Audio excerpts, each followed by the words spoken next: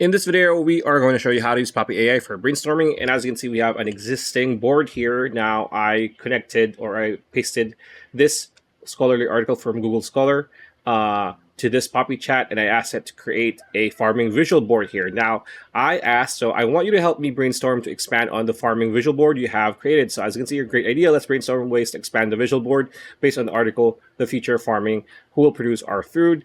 And as you can see here, it is creating more pretty much ideas for a better visual board. So you can do this, and then if you do a once over and you're like, oh, something's missing, just type whatever is missing, and it's gonna help you brainstorm and expand and improve your idea or your project for you.